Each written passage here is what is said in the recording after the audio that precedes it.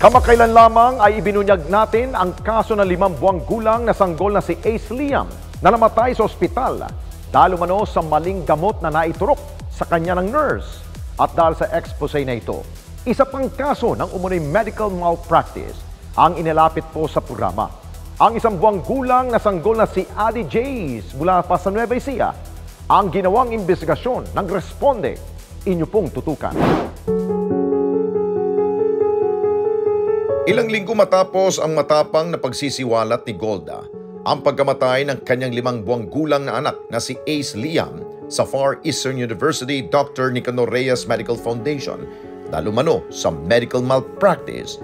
Isa pang magulang ang lumutang sa programa para ibunyag ang kanilang karanasan sa pagkamatay ng kanilang anak sa kaparehong dahilan.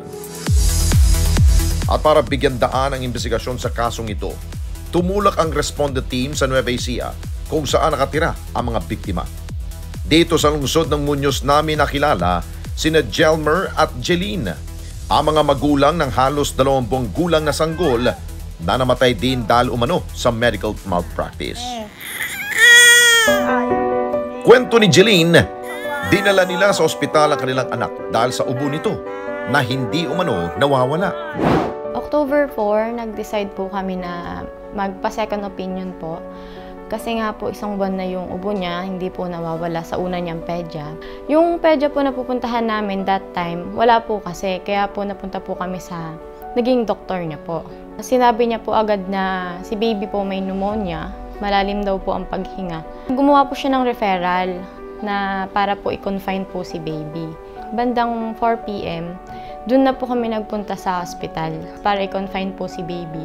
Binigyan po siya agad ng oxygen, tas kinuhaan po siya ng dugo, and after po nun, in-x-ray po siya.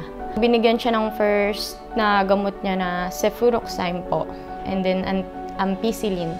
The other day po na dumating po yung pedya, sabi niya po, ma'am, papalitan ko po yung gamot ni baby. And then, ang naging gamot niya po is ampicillin and gentamicin na lang po. Bukod sa ubo, hindi nila umano nakita ng anumang sakit o sintomas ang sanggol. October 6, Friday, tinanggal na po yung oxygen niya kasi nga po okay na po yung oxygen level niya. Hindi din po siya naging matamlay or yung nakitaan po namin siya na malungkot siya. Never din po siyang nilagnat simula po nung na pinanganak siya. Yun lang po talaga yung sa ubo po.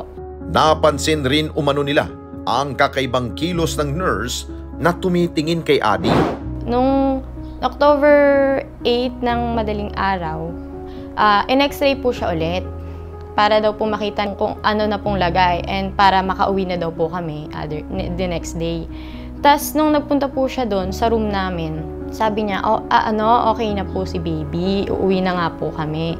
Tas nung bandang mga hapon, mga 1 or 2, ganun po, may pumasok po nurse. Yung nurse po na yun parang aligaga po na yung may problema pong dinadala, parang ganun. At dahil sa maganda na ang kondisyon ng anak, pinayuhan na sila ng doktor na maaari na itong makalabas. Ngunit kabaligtaran naman ang nangyari. Tinanong po namin ano po yung isasaksak. Sabi niya antibiotic po, azithromycin.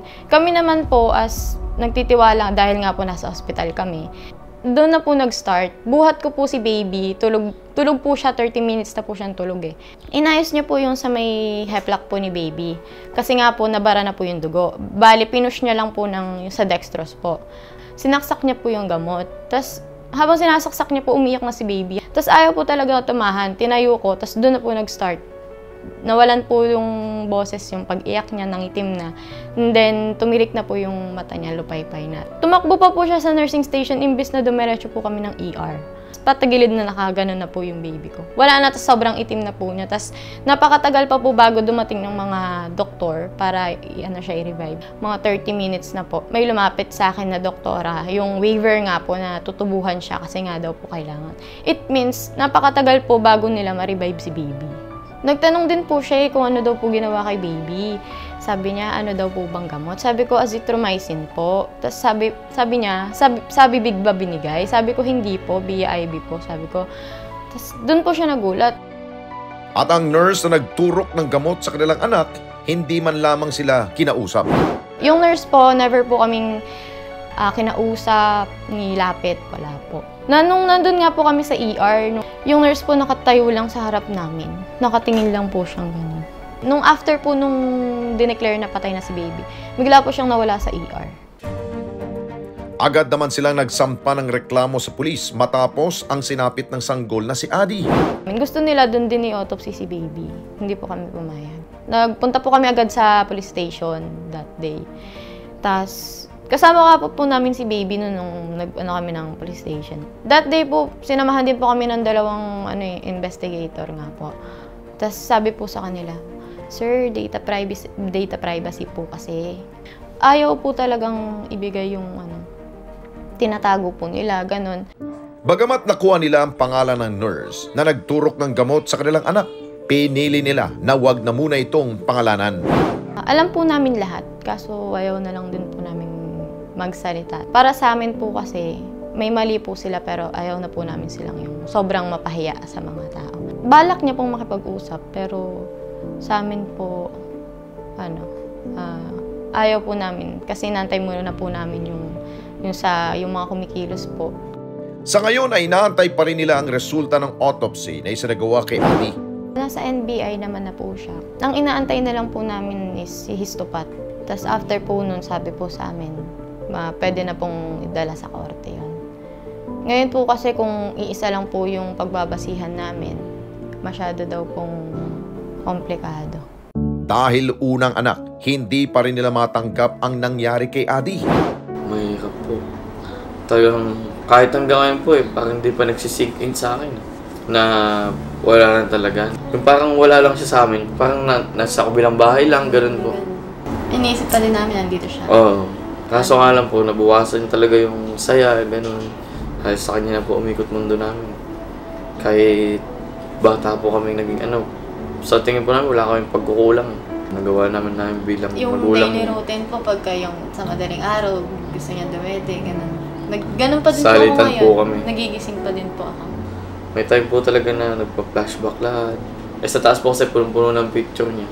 Hindi na rin talaga namin maiwasan na hindi siya isipin. Lalo pagka yung hindi ka makatulog, gano'n. Minsan po ako, nagigising ako sa iyak niya, gano'n. May iyak po siya pag di siya makatulog. Parehas po kami, gano'n. Isipin po namin, alos, parang wala naging sakit yung bata.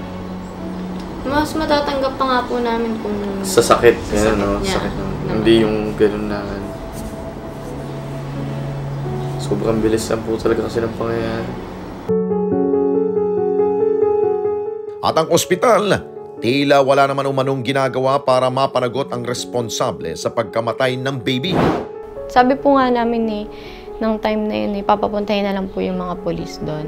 Sabi, ay wag na po, kami na pong mag-a-update, sabi. Pero until now po, wala. In-update po kami ng mga polis, wala daw po talagang yung ospital. Hindi nakikipag-cooperate.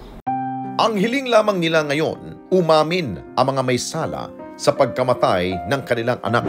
Sana, umamin kayo, sabihin nyo yung totoo, kung ano talaga yung nangyari. Kung sa inyo nangyari to, mararamdaman nyo din kung paano kami nagagalit sa inyo. Mararamdaman nyo din yung sakit. Napakahirap. Sobra. Yung parang araw-araw sinasaksak ako kasi sobrang sakit nga po talaga. Yung ganyan na nangyari sa kanya.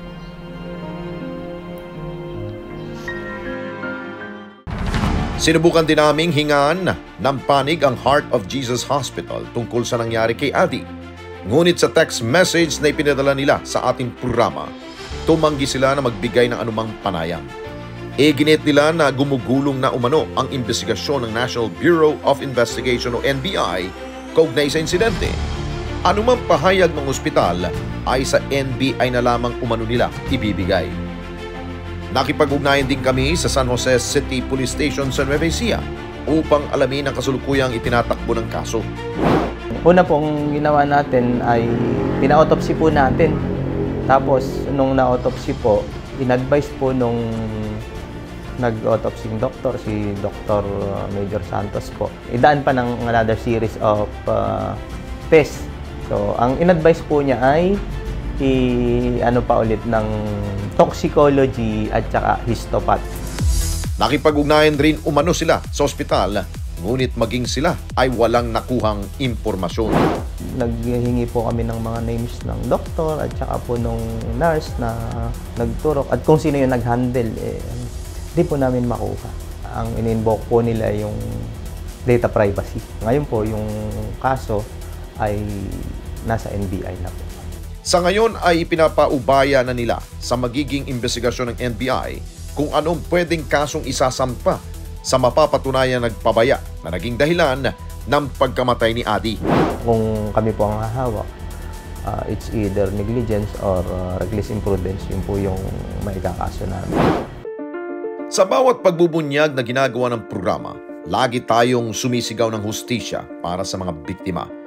Sa pagkamatay ng walang kamuwang-muwang ng mga sanggol sa loob mismo ng ospital, naway lumabas ng katotohanan, maparusahan ang may sala, at nang hindi na maulit pa ang ganitong insidente.